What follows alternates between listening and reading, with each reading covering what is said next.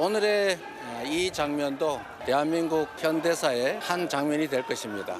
현실의 법정은 아직 2번 더 남아있고, 그리고 민심과 역사의 법정은 영원합니다. 항소하게 될 것입니다. 기본적인 사실 인정부터 도저히 수긍하기 어려운 그런 결론입니다.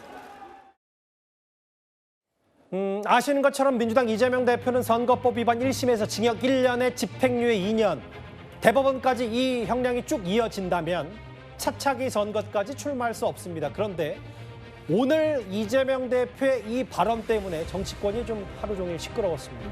제가 한번 읽어보겠습니다. 현행 선거법이 선거운동 지나치게 제약하고 있다. 이현령, 비현령, 귀에 걸면 귀걸이, 코에 걸면 코걸이 적용에 역기능이 있다. 일단 송영훈 대변인님, 이 얘기 어떻게 들으셨어요? 한마디로 말씀드리면은요, 그 약물 복용을 한 선수가 약물 복용이 적발되니까 도핑 테스트를 폐기하자고 하는 격입니다. 자, 이재명 대표는 지금 허위사실 공표로 징역 1년에 집행유예 2년, 그래서 확정되면은 10년간 피선거권이 제한되는 형을 1심에서 선고를 받았잖아요. 예. 그런데 본인도 지금 민심의 법정, 역사의 법정 이런 것을 이야기하는 것은 항소 상고에도 형이 바뀔 가능성이 별로 없다. 즉 10년간 피선거권이 제한될 운명이라는 것을 스스로가 너무나 잘 알고 있는 겁니다. 그런 상황에서 공직선거법을 개정하자, 자, 민주당에서는 선거 전에 이미 보낸 서면 축사라고 하지만은 이 시점에 저런 축사를 할 것이 아니라 저 축사 얼마든지 회수할 수 있습니다. 예. 새로 보낼 수도 있는데 굳이 저런 서면 축사를 그대로 놔뒀다는 것은 지금 시점에서 공직선거법을 개정하자는 이야기인데, 그러면 저는 묻고 싶습니다. 그 개정에 허위사실공표죄도 포함됩니까? 제가 이런 질문을 하는 이유는 민주당이 2022년 8월에 당시 이재명 대표가 그 공직선거법 250조 1항 후보자의 행위에 관한 허위사실공표로 수사를 받고 있으니까 예. 민주당 장경태 의원이 대표 발의해서 실제로 허위사실공표의 대상에서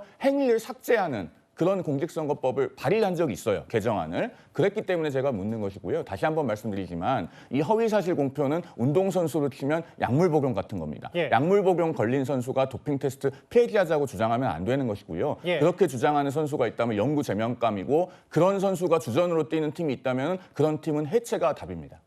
아, 잠시만요. 저희가 여당 논평 자막 가운데 약물 복용 드러나니까 도핑 테스트 폐지하자 말하는 셈이다라고 하는데 저거 송 대변인 직접 쓰신 거예요? 제가 직접 썼습니다. 아, 그래서 말씀. 깜짝 놀랐어요. 그러니까 결국은 약물 걸린 사람이 약물 검사하는 거 폐지하자 말하는 것과 똑같다.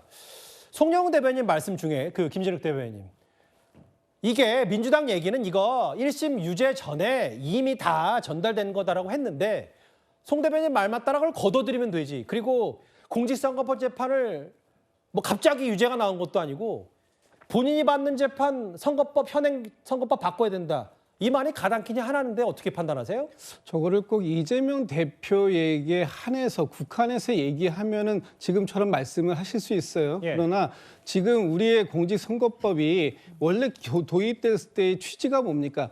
입은 풀고 돈은 막겠다라는 거 아니었습니까? 그러면 조금 더 보다 그 표현의 자유를 조금 더 할 수 있는, 조금 더 자유롭게 행동할 수 있고 자유롭게 선거운동할 수 있는 그런 부분들로 개정이 되어야 한다라는 것이 비단 민주당만의 주장입니까? 국민의힘에서 그런 주장 안 하셨습니까? 그렇기 때문에 지금 그 이재명 대표가 왜 당신이 이렇게 선거법으로 재판을 받고 있는 과정 속에서 이런 걸 주장하느냐, 당신이 주장하는 부분으로 한다고 한다면 앞으로 그럼 거짓말 하자는 거냐, 지금 이렇게 프레임을 씌우시는 건데 예. 사실 지금 선거법을 개정한다고 해서 이재명 대표에게 이재명 대표가 지금 진행되고 있는 이 재판에 영향을 미친다고 생각해서 그렇게 말씀하시는 겁니까? 그건 아니죠. 예. 지금의 선거법이 문제가 있다라고 여야가 저부터 선거법은 민주당이 혼자서 개정할 수 있습니까? 예. 여야가 합의해서 개정하자라는 취지로 말씀드리는 것이고, 이것은 이재명 대표 개인에 대한 문제를 차치하고 지금의 이 정치권의 전체가 다 포용되는,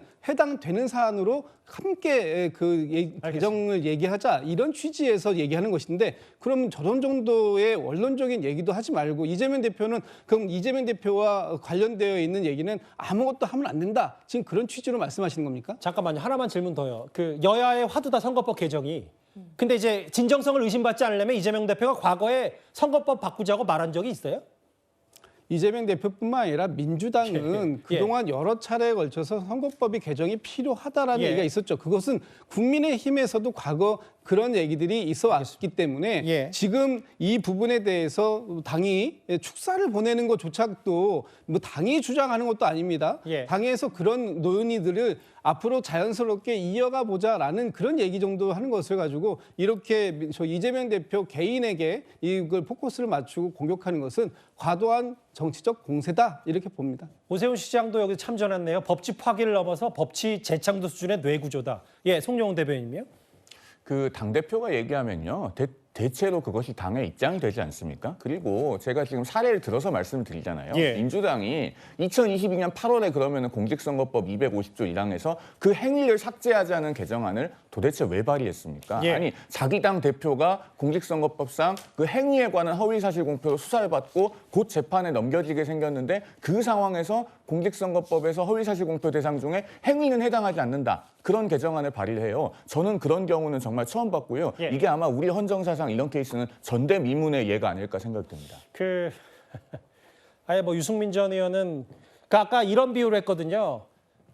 정치인의 선거법 관련은 교도소 담장 위를 걷는 것과 같다라는 취지 얘기를 아까 했었다면 유승민 전 의원은 정치인 누구나가 다 교도소 담장 위를 걷지는 않는다. 당신만 그렇다는 취지 얘기를 여권에서 했습니다.